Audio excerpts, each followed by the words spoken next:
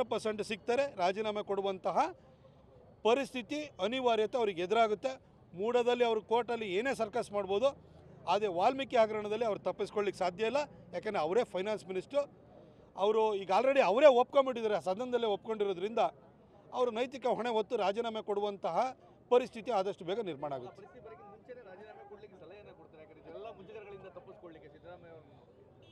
ಅವರು ನನಗಿಂತ ಭಾಳ ಅನುಭವಿ, ದೊಡ್ಡ ರಾಜಕಾರಣಿ.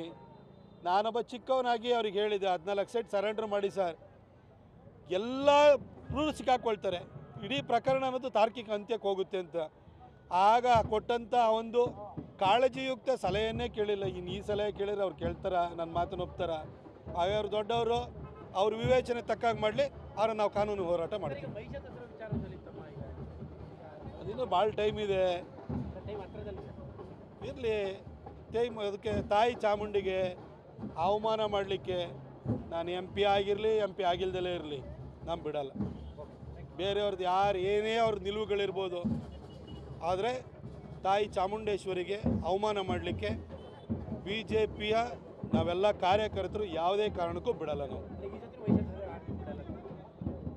ಮಹಿಷ ದಸರಾ ಅವ್ರ ಮನೆಯಲ್ಲಿ ಫೋಟೋ ಇಟ್ಕೊಂಡು ಅವ್ರು ಏನು ಬೇಕಾದ್ರೂ ಮಾಡಲಿ. ನಾನು ಹೇಳಿದ್ನಲ್ಲ, ಮನೆಯಲ್ಲಿ ಫೋಟೋ ಇಟ್ಕೊಂಡು ಮಹಿಷನ್ ಥರನೇ ಮಗನ ಕೊಡಲಿ ಅಂತ ದಿನ ಕೇಳ್ಕೊಳ್ಳಿ, ನಮಗೇನು ಬೇಜಾರಿಲ್ಲ.